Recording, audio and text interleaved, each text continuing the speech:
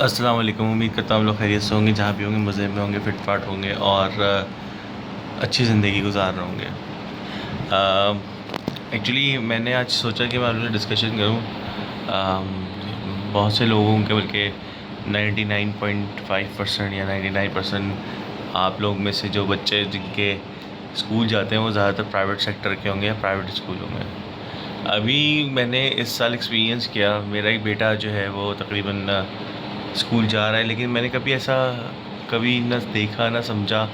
पहले मेरे दोनों बच्चों ने मॉन्टेसरी स्कूल से, जहाँ प्ले ग्रुप होता है, वहाँ से पढ़ा।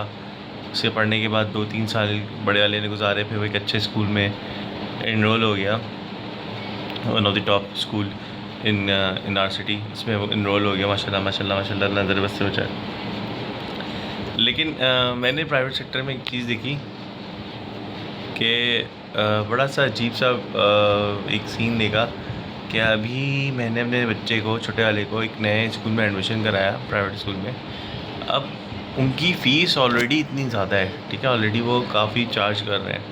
फिर वो पूरे साल की स्टेशनरी, जिसमें आपका चॉक्स, डस्टर्स, मार्कर्स जो टीचर्स यूज़ करेंगे, ठीक है, वाइट बोर्ड, अच्छा, फिर आपकी क्लेज, चलो ठीक है, वो क्राफ्ट बच्चों के प्ले के लिए और सिखाने के लिए, उनके लिए वो समझ में आता है।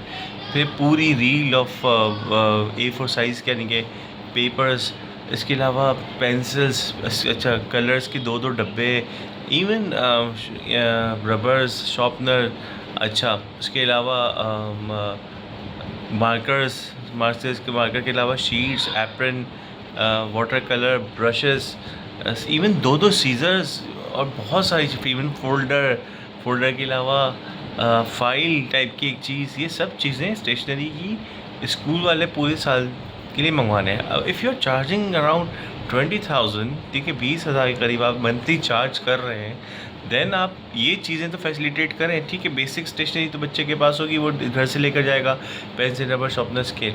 लेकिन क्या प्रॉब्लम है कि वो बर्डनाइज अब पेरेंट्स को और कर रहे हैं। ठीक है, अल्हम्दुलिल्लाह बहुत से लोग इसको कर सकते हैं, अल्हम्दुलिल्लाह अल्लाह ने इतनी सकत दी है कि हम कर सकते हैं।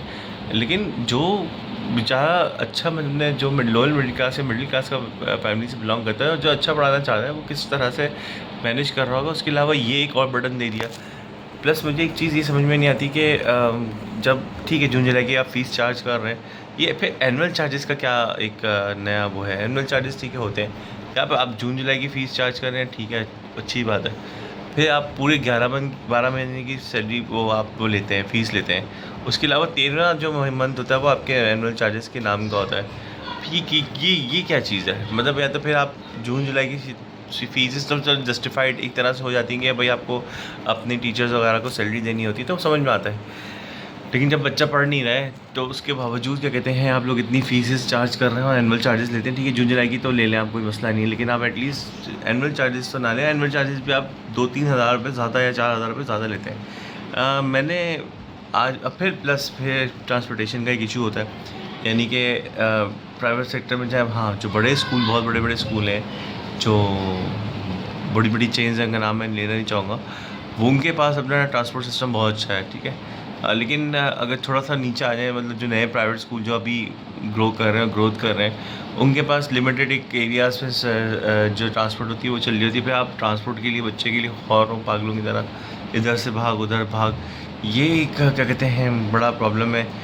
मैं समझता हूँ कि अब स्कूल खोल लें तो एटलीस्ट इन चीज़ों को तो मैनेज करें। स्टेशनरीज़ और बेसिक चीज़ें जो मार्कर वगैरह, ये तो आप खुद फराहम करें ना। कलर बुक्स, मतलब कलर वगैरह चलो हमने दे दिए इनको, बच्चे का तो लेकर आएगा स्कूल अपनी बेसिक स्टेशनरी, लेकिन इसके अलावा पूरे साल का स्टॉक मंगवा लेना। इवन आप A4 साइज़ में कोई अगर सर्कुलर या कोई नोटिस दोगे तो वो भी आप बच्चों से चार्ज करो, और ये चीज़ समझ में नहीं आ रही। अच्छा, बाकी ये कि बहुत प्रॉब्लमेटिक होती हैं सब चीज़ें कि आप अब अच्छा, मज़े की बात, आप अगर आप जब एडमिशन कराने जाएँ तो जो स्कूल्स की मैनेजमेंट होती है, एडमिन होती है, बहुत अच्छा रिस्पॉन्स देती है, इतना अच्छा वेलकम करती है। अच्छा, जैसे ही आपका बच्चा इनरोल हो जाए, इसके बाद वो सारे जो ख्वाब सुहाने दिखाए हुए होते हैं, अक्सर स्कूलों में ऐसा होता है, वो सब खुश हो जाते हैं। तो ये सब चीज़ें आप बच्चों, स्टूडेंट्स कि जो पेरेंट्स उनके साथ ऐसे ना करें। वो बहुत मुश्किल से अपना टाइम निकालते हैं और आपके स्कूल को सेलेक्ट करते हैं और आपके स्कूल पर ट्रस्ट करते हैं, तो उनका ट्रस्ट जो है वो माने रखें। लेकिन ऐसा नहीं होता। आज मैं ख़ुद अपने बच्चे के ट्रांसपोर्ट के चक्कर में इवन आजकल ट्रांसपोर्ट का इतना मसला चल रहा है, जगह जगह केसेस और हाईलाइट्स हो रहे हैं कि किडनैपिंग केसेस और बहुत सारे केसेस हाईलाइट हो रहे हैं। मैं बड़ा खौर हूँ आज ना, लेकिन क्या है, कोई स्पेसिफिक कोई कहता है कि इस एरिया में डेवलपमेंट हो रही है तो रोडें ख़राब है खुद ही में है तो हम नहीं आ सकते, ये है वो है, ठीक है उनके पास एक मसला है क्योंकि गाड़ियाँ चलती हैं तो वो ख़राब होंगी ऐसी रोडों में, लेकिन बहुत प्रॉब्लम में पेरेंट्स आ जाते हैं। अब मैं वही सोचा था कि चलो हम किसी तरह मैनेज कर लेंगे, लेकिन जो नहीं कर पाएगा उनका क्या हाल होता होगा। खैर अल्लाह ताला से दुआ है कि भाई जो इस तरह की प्रॉब्लम फेस कर रहे हैं अल्लाह उनकी मुश्किलों को आसान करे और उनके लिए कोई परेशानी ना हो। और प्लीज़ गवर्नमेंट से रिक्वेस्ट है, कभी भी ये मेरी वीडियोस उनके पास जाए तो भाई at least schools, private sector schools को ये बताया जाए कि स्टेशनरी वगैरह का जो नया ही सीन लेकर आए ये क्यों लेकर आए, इसको ख़त्म किया जाए। आप ऑलरेडी मंथली इतनी फ़ीस चार्ज कर रहे हैं कि आपको इन सब चीज़ों की ज़रूरत नहीं है। बच्चे पर बच्चा से आप 18-20 हज़ार रुपये चार्ज कर रहे हो मंथ के, तो फिर ये तो काफ़ी ज़्यादा है। इसके बाद भी आप इतनी सारी चीज़ें मंगवा रहे हो, ये जस्टिफाइड नहीं है। अपना बहुत सारा ख्याल रखें। अगर आप मेरी बात से मुत्तफ़िक़ हैं तो कमेंट सेक्शन में जब भी ये वीडियो देखें तो बताइएगा ज़रूर। अपना बहुत सारा ख्याल रखें। अल्लाह हाफ़िज़।